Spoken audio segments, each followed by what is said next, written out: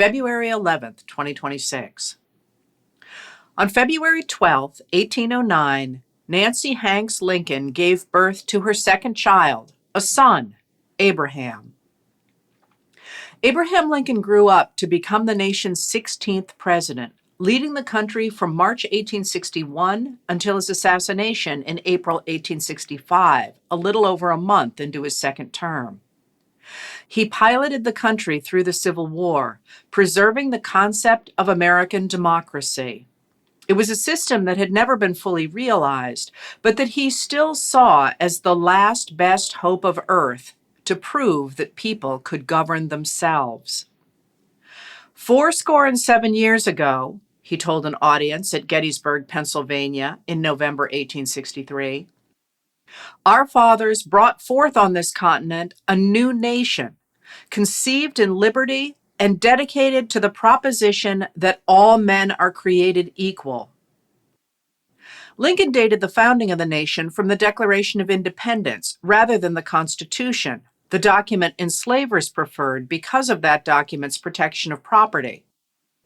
In the Declaration, the founders wrote that they held certain truths to be self-evident, that all men are created equal, that they are endowed by their Creator with certain unalienable rights, that among these are life, liberty, and the pursuit of happiness, that to secure these rights, governments are instituted among men, deriving their just powers from the consent of the governed.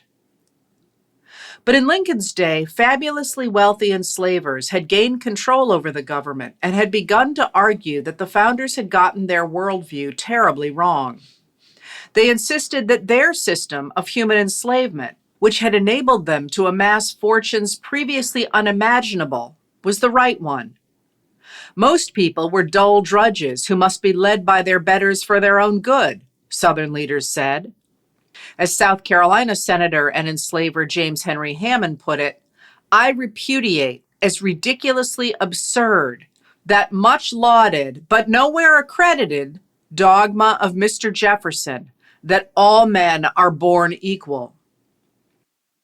In 1858, Abraham Lincoln, then a candidate for the Senate, warned that arguments limiting American equality to white men were the same arguments that kings have made for enslaving the people in all ages of the world. Turn it in whatever way you will, whether it come from the mouth of a king, an excuse for enslaving the people of his country, or from the mouth of men of one race as a reason for enslaving the men of another race. It is all the same old serpent.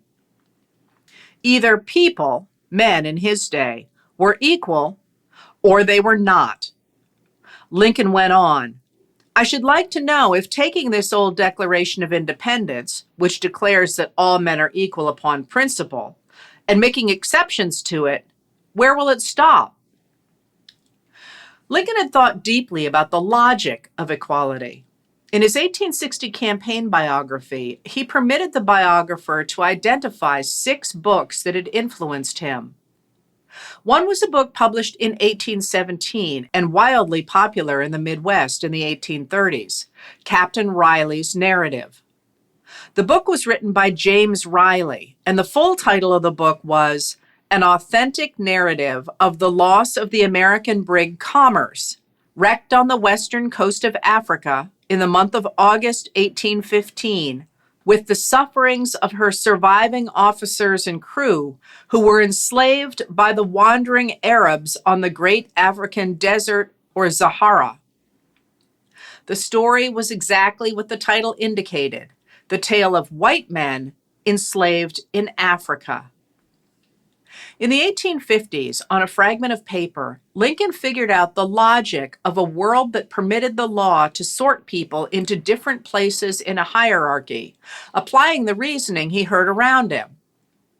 If A can prove, however conclusively, that he may, of right, enslave B, why may not B snatch the same argument and prove equally that he may enslave A? Lincoln wrote. You say A is white and B is black. It is color then, the lighter having the right to enslave the darker? Take care. By this rule, you are to be slave to the first man you meet with a fairer skin than your own. You do not mean color exactly. You mean the whites are intellectually the superiors of the blacks and therefore have the right to enslave them? Take care again. By this rule, you are to be slave to the first man you meet with an intellect superior to your own. But, say you, it is a question of interest, and if you can make it your interest, you have the right to enslave another. Very well. And if he can make it his interest, he has the right to enslave you. Lincoln saw clearly that if we give up the principle of equality before the law, we have given up the whole game. We have admitted the principle that people are unequal and that some people are better than others.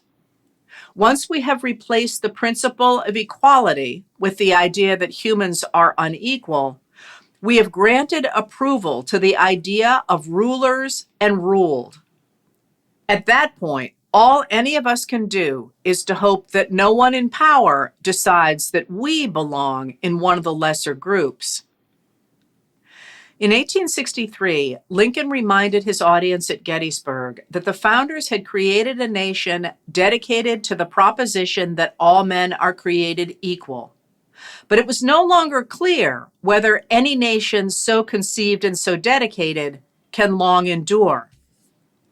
During the Civil War, the people of the United States were defending that principle against those who were trying to create a new nation based, as the Confederacy's Vice President Alexander Stephens said, upon the great truth that men were not, in fact, created equal, that the great physical, philosophical, and moral truth was that there was a superior race. In the midst of the Civil War, Lincoln called for Americans to understand what was at stake and to highly resolve that this nation, under God, shall have a new birth of freedom, and that government of the people, by the people, for the people, shall not perish from the earth. Letters from an American was written and read by Heather Cox Richardson. It was produced at Soundscape Productions, Dedham, Massachusetts. Recorded with music composed by Michael Moss.